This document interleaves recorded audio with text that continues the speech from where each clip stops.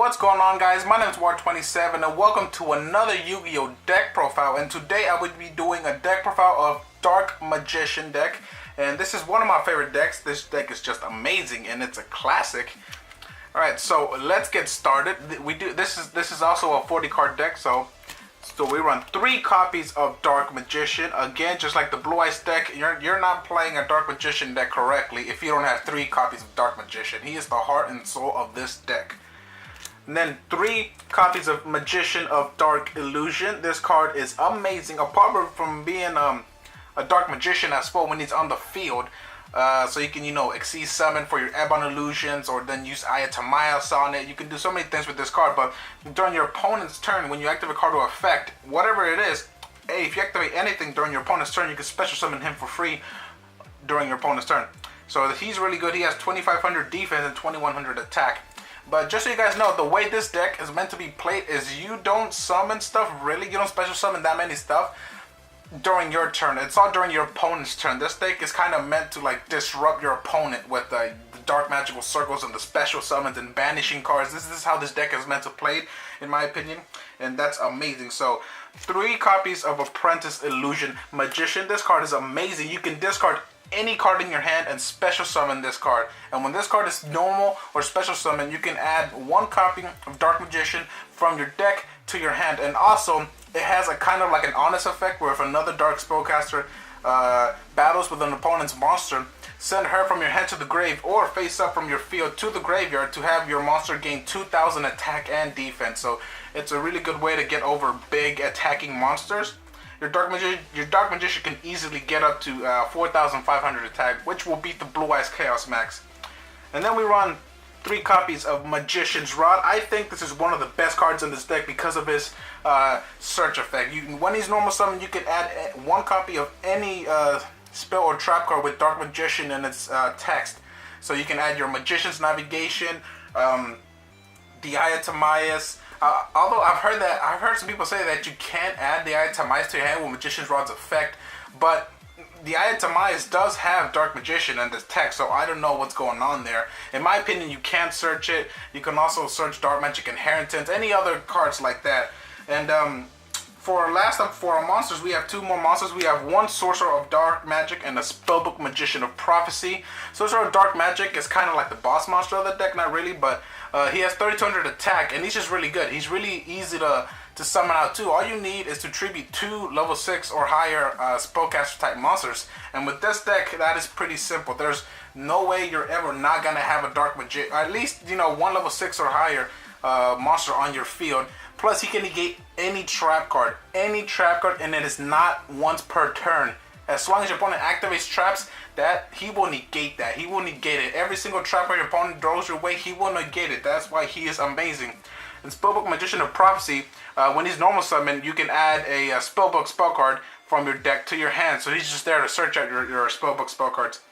And we have that was it for the monsters. For spells, we have 3 Dark Magical Circles. Again, one of the best cards in this deck.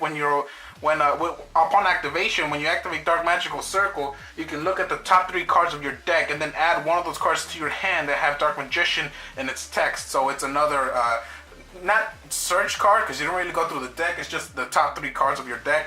And also, when a Dark Magician is normal or special summoned, banish 1 card on your opponent's side of the field, and it does not target. And it banishes instead of destroying, so that's really good. And for our Spellbook engine, we run 2 Spellbook of Knowledge. Send 1 spell card monster you control or 1 Spellbook card from your hand or face up from your field, which you won't be using normally. You'll mostly be sending a spellcaster you control to the graveyard to draw 2 cards. So it's for your draw engine. It's really good. Once you summon Magician's Rod, activates effect. Search out for a spell trap, then activate Spellbook of Knowledge, send that card to the graveyard to draw 2 more cards. Or you can activate a Magician of Prophecy once you add Spellbook of Knowledge or Spellbook of Secrets to your hand. And on that note, 2 copies of Spellbook of Secrets. It is another search card. You can add 1 Spellbook card from your deck to your hand. When you summon Magician of Prophecy, you usually want to search out this card and then use this card to search out your Spellbook of Knowledge. That way you can thin your deck out more. And then so just more draw power. And then 3, the Eye of Timaeus.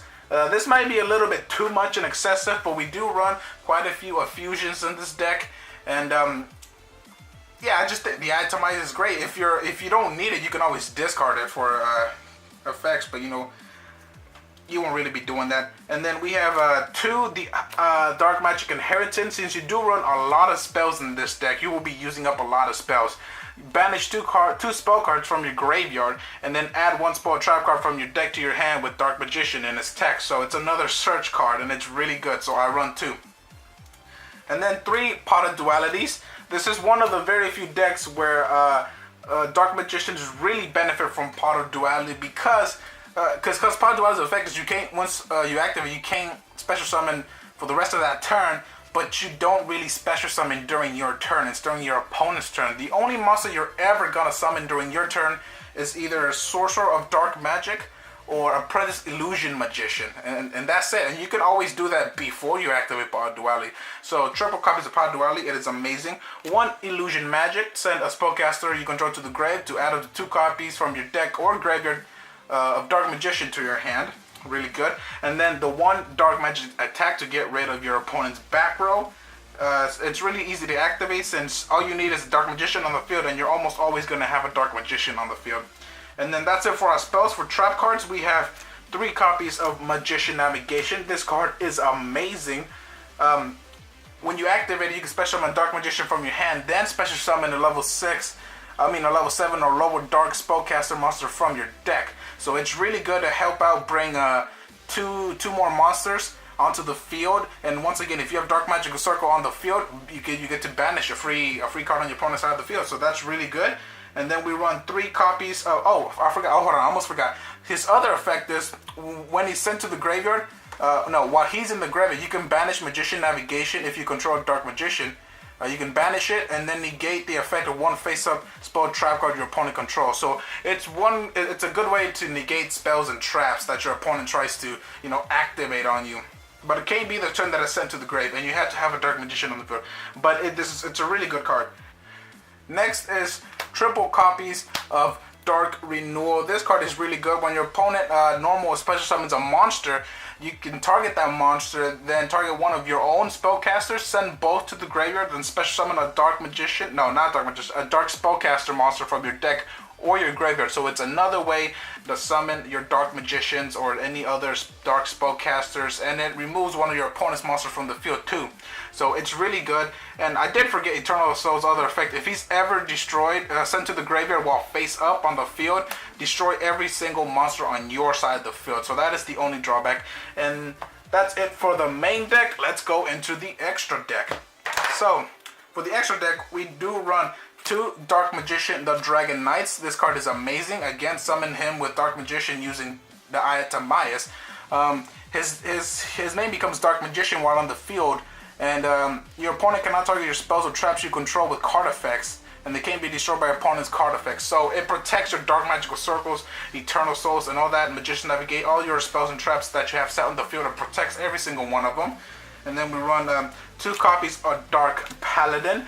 It's there if you ever need, if you're going up against a dragon deck and they have a lot of dragons, summon out Dark Paladin. He'll easily get boosted up and then overpower your opponent. That's basically why you use him. And 1 Amulet Dragon. You can use 2 if you like, but I think 1 is okay. Amulet Dragon helps he's good against decks that utilizes a lot of spell cards from the graveyard, like Return of the Dragon Lords. If you ever go against a Blue Eyes deck, Amulet Dragon is your main man. If they have that in the graveyard, summon him, banish their spell cards, and then he gains 100 for each. Plus, when he's sent to the graveyard, you can special summon a Dark Magician, so that's really good. And that's it for our fusions. We do have some Xyz monsters. We have 1 Ebon High Magician. Ebon High Magician isn't as good as Ebon Illusion Magician, which we play 2 copies of Ebon Illusion Magician. When you Xyz summon, you will usually almost always go for Ebon Illusion Magician. He's just way better than Ebon High, but you always want 1 copy just in case if you ever need him. But Illusion's effect is you can detach 1 Xyz material, especially when a Dark Magician from your hand or deck, I believe. And then when a normal spellcaster, so your Dark Magician attacks, you get to banish another card on the field. So you get to banish 2 per turn with Dark Magical Circle and Ebon Illusion. And 1 Red Eyes Flare Metal Dragon to burn your opponent when they activate effects.